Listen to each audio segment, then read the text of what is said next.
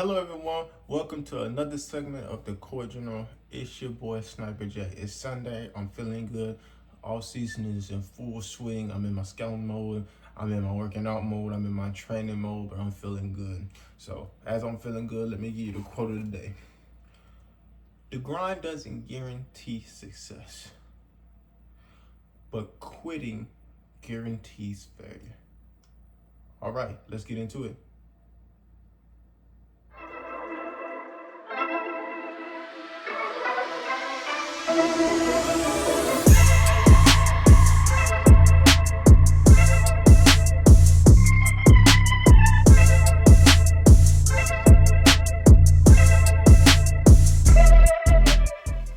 Okay, welcome back. And today we're not gonna get on the board. Today we don't have a special guest, but today I want to talk to the players and I also want to talk to the coaches. And I want to talk about things that you absolutely can control on the basketball court.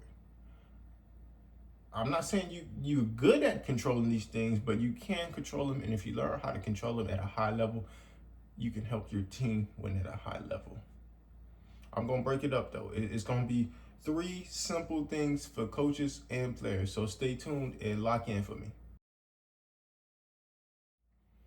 Okay, we're gonna start with the coaches. Y'all are the court general. Y'all are the leaders of the team. We're gonna start with y'all. Y'all have to know how to control the game. And these 3 things will help you control the game, especially if you focus on them and use them and make sure you have them down to a T. And the first thing I'm gonna go with is timeouts. You have to know your team. You have to know your strategy. You have to know when to use timeouts and when not to use timeouts. A perfectly placed timeout can stop a momentum run from another team and give your team momentum at the same time. A timeout can calm your team down. A timeout can refocus your team. A timeout can just give your guys a break because they've been playing so well and they're tired. A timeout can also give the other team momentum. A timeout can also take the momentum away from your team. A timeout, if not used properly, can confuse your players and send them out there with mixed messages. There's so many things that can go on in a timeout, coach, right? So it's imperative that you have your timeout routine, that you know when to call timeouts. First of all, when you know when to call timeouts, that's much better for everybody. Next thing, you have to have your timeout in order. If you have a routine, have a routine. If you speak with the coaches first, you speak with the coaches. If you go straight to the team, you go straight to the team. But keep things uniform and make sure the players understand how the timeout flows, right? If you change the flow up every time, the guys ain't gonna know what to expect, right? They don't know if you're gonna talk to them. They don't know if they should talk amongst themselves. They don't know if the assistant coach is gonna talk to them. They don't know if the president or the CEO is gonna come down on the floor and talk to them. Like, they don't know what's gonna happen in timeout, but it's your job to make sure the timeout flows well and everything is communicated properly and everything is ready to be done out there on the court. Okay, that's the first thing. Timeouts, very important to a basketball game. Number 2 is substitutions. And I know the players listening to this, they were like, yes, Sniper, yes. Tell him he needs to substitute. No, I'm not telling you need to substitute. I'm telling you need to know when to substitute and who to substitute into the game. KYP, know your personnel, right? Coaches, it's imperative that you know that you have a rotation and that you know when to use certain guys, because certain guys will come into the game and mess up the whole feng shui. You having a 3-point contest and your team's making threes and you're gonna send in the driver?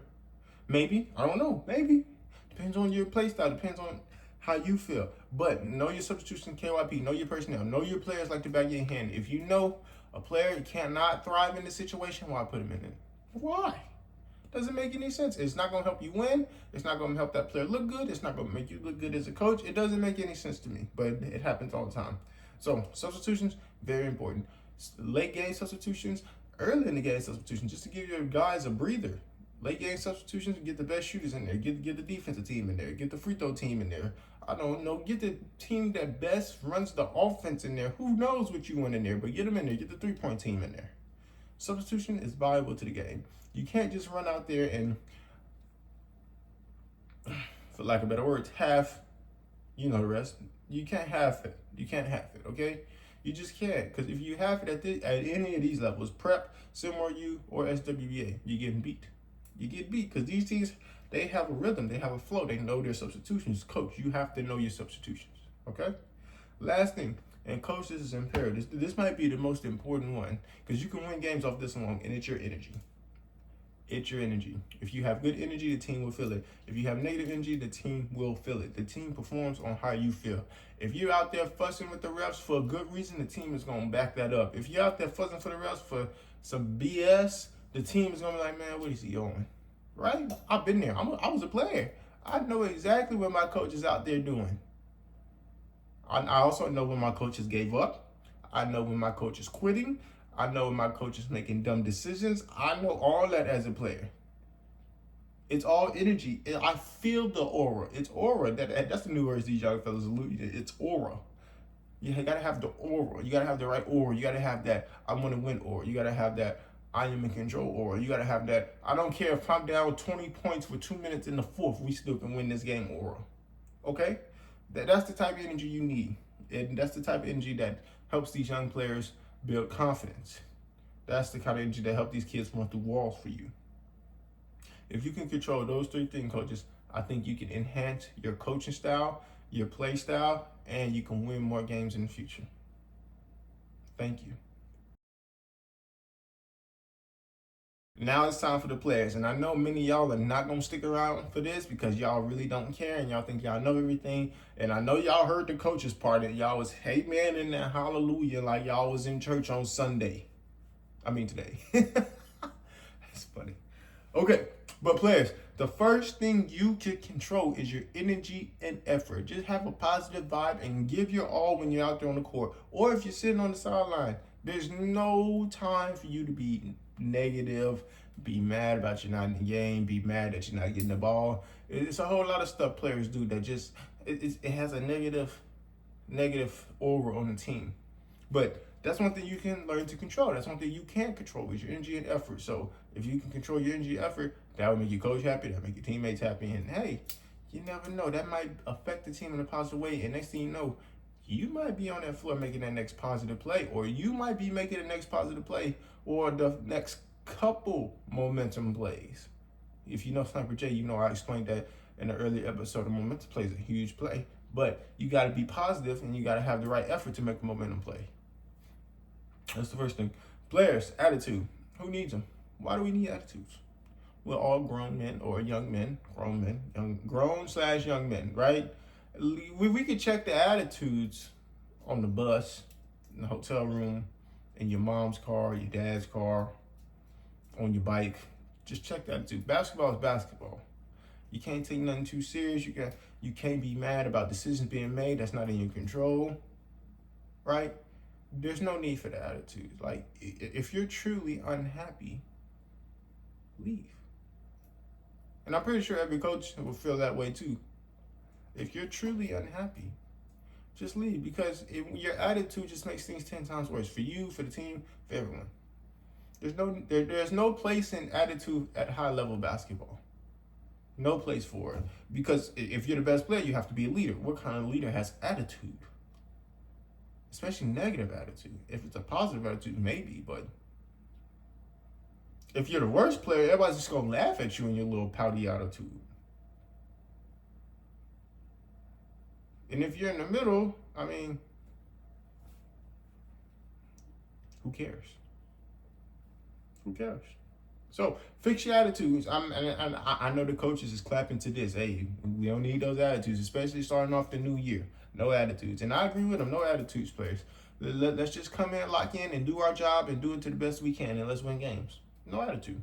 Okay, number 3, and this one takes a while, but decision making on the court, off the court, everything. Players, you can control this. I know sometimes you feel like, oh man, you know, I really can't control that I drove in there and turned the ball over. Well, yes, you can. You can decide not to drive in there, or I was wide open, so I shot it and I missed. Okay, maybe you can't control. Maybe it was a good decision to shoot, but you can control how many you make when you practice. So decision making, you know, just try to make the right decision. That'll make everybody happy, your teammates. But if you go in there and not make the best decisions, first off, you're coming out. I mean, if SnipRrr J was your coach, man, I got a nice nice seat right alongside me. You got a good view of the game. I mean, your tickets was free if you make bad decisions on my court. But every coach not like that. Some coaches give you multiple chances to make bad decisions. I'm not one of those. But decision making, you can fix that. You could improve that by watching film. And yes, you're gonna make mistakes. I'm not saying mistakes is not part of the game. But one thing I heard, just like yesterday, it says it was like a quote. It was like you strive to be perfect, but you know you're not gonna be perfect. But as long as you're striving to be perfect, you get excellence. And I think that goes for both the players and the coaches. Strive to be perfect, but you're not going to be perfect. Nobody's perfect. But when you strive to be perfect, you can get excellence. Wow. That's big time. That's big time. Okay. Players, thank you for tuning in to the Court Journal. Thank you very much for listening to the three. If you made this far, you're golden. You're probably one of the best players in your league. If you didn't make it this far, well, you don't even know what I'm saying, so what does it matter? But this is the only place where you can see the game, be the game. Peace.